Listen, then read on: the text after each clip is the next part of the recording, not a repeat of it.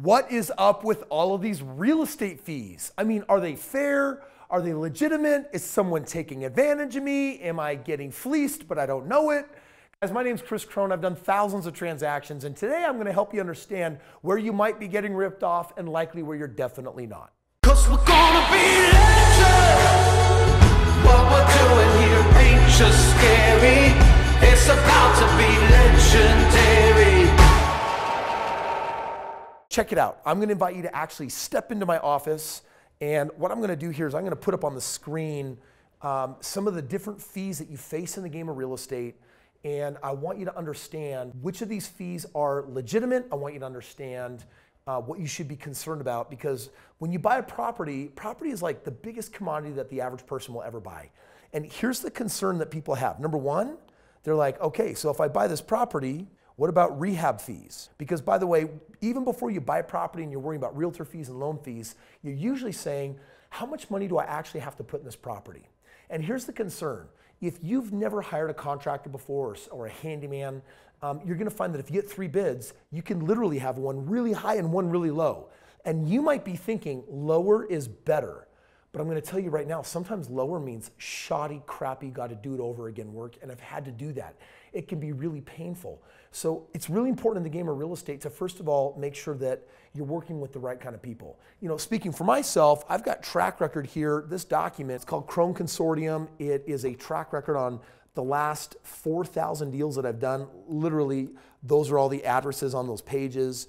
There's a link below where you can actually download, get this document for free. And from all that experience, I'll tell you what I've learned. I've learned that in this game that if you're doing enough volume of real estate, you can hire the rehabbers to do deal after deal after deal after deal.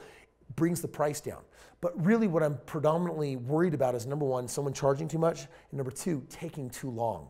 And then number three, not doing the job that they actually promised. So those are 3 considerations that you want to worry about with rehab. By the way, rehab is a part of real estate, and it's something that should be factored in. Number 2 that I want you to be focusing on is there are realtor fees. Good news, when you buy a property, the seller pays for all of them, and it's 6%. So 6% on a $200,000 house is 12 grand. That's a lot of money. When you buy a home, someone else has got to pay for them. When you sell a home, you're responsible for paying all of them. I'll share with you later strategies of what you can do to actually make it far more advantageous for yourself. Number 3, you've got loan fees. And for those of you that are watching this video because you're one of my brand new partners, I want you to understand this stuff. On the lending side, these lending fees usually get wrapped into the mortgage, but they have to be disclosed, and they're not making money on the back end. And lending laws have changed since 2008 to make it actually a much fairer game. What I can tell you is that if you're working with an organization that is doing a lot of loans, they usually end up reducing the fees and making it in volume. That's my game. I want to work with someone that's doing hundreds of millions of dollars in loans. Because I've put that in place, our fees end up staying super, super minimal. The 4th one that I want to bring up that's really important here is that there's going to be closing costs. And you need to understand that when you buy a property, that you got to pay the title company. There's going to be title insurance to make sure there's no weird anything happening, or that the title isn't, you know, clouded by any other judgments from the past. Those things are legitimate, they're important, and title companies, they keep their fees in check. No one's raking you over the coals on that. On the other hand, though, you got to understand that we're going to collect upfront money for taxes. If it's at the start of the year, we might be collecting money on taxes for later. And so every month money is being taken out to give to the mortgage company so that once a year they can send it to the county to have taxes paid. That's also part of closing fees. So far, nothing I'm sharing here is really out of whack. Now it gets a little bit interesting.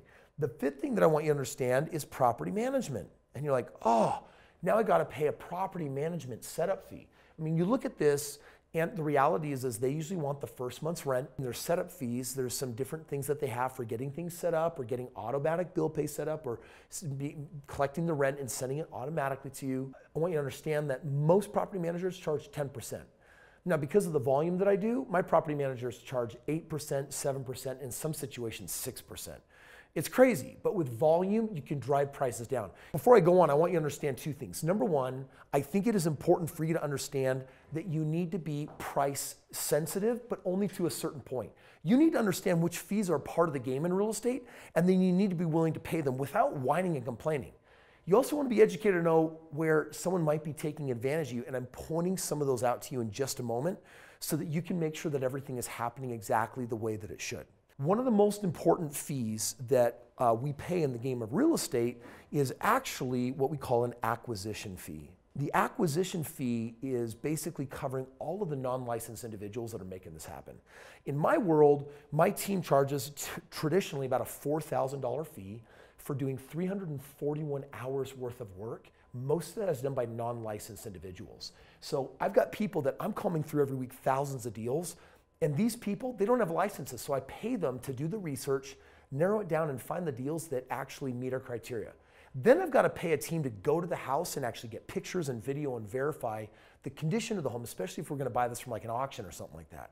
Then I got to pay a team after it's acquired to actually go in and do all of the rehab. And it's not just hiring a contractor, it's someone that manages the contractor that says, dot I's, cross T's, did everything happen the way it was supposed to?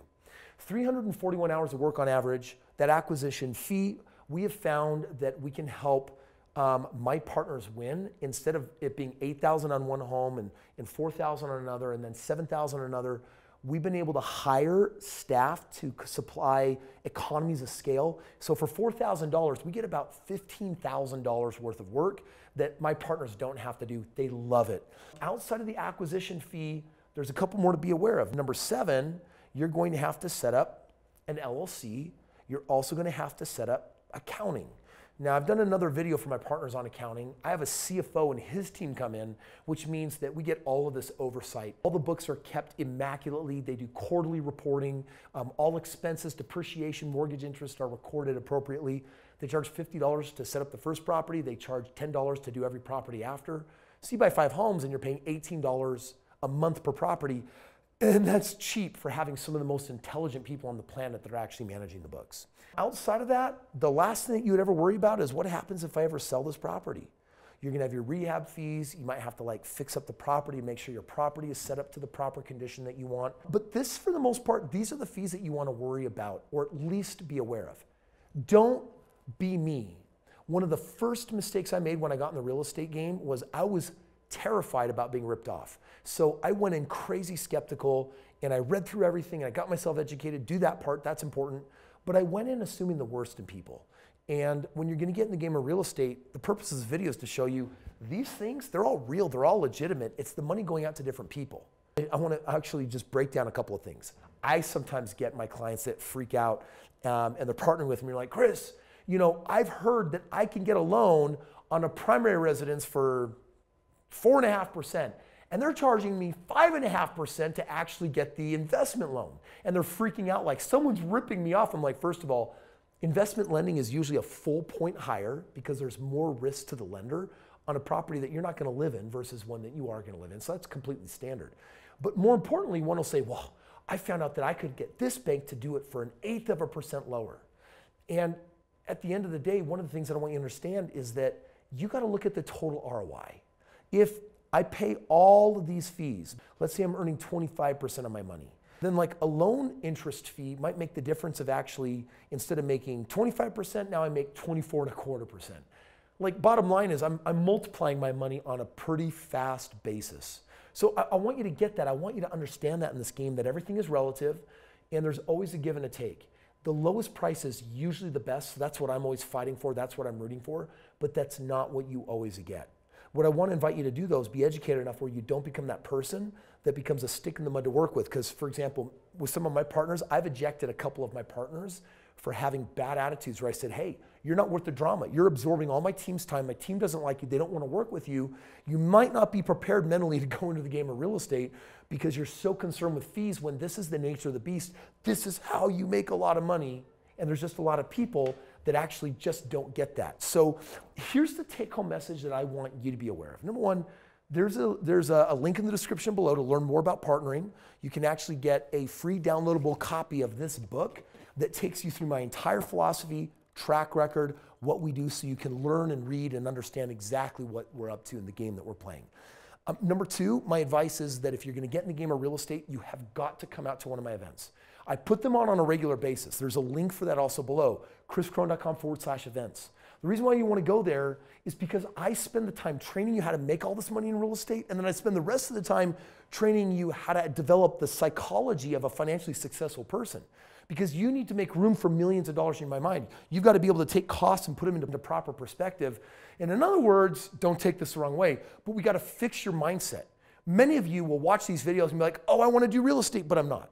Oh, I want to do a deal, but I'm not. And I want you to ask yourself, why aren't you doing the deal? Because something up here in your psychology says don't, can't, doubt, shouldn't, and it gets in your way. So I think that second takeaway is come to an event where you can get some training. Third takeaway is just talk to a member of the team and get yourself educated.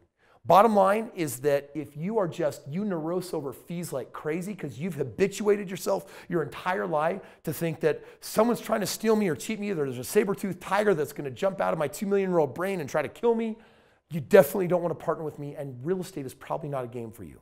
What I would recommend is partnering with someone that knows what they're doing, someone that you can trust. They can be that game changer. They can make that happen for you. Guys, thank you so much for watching this video today. I hope it was helpful and useful in just understanding that there are these fees. Some you need to watch out for. Many of them, most of them are actually legitimate. You got to keep them in check. And if you work with me in a volume game, I get everything for less because we're doing so much more. It's a rare game to find someone that can scale single family the way we've learned with these kind of ROIs, but that's what's available to you, my friend. Thank you so much for watching. If you're watching the Partnering series, enjoy the next video. Otherwise, the internet has some suggestions on what you might like. Otherwise, subscribe, and I'll look forward to seeing you on the next video.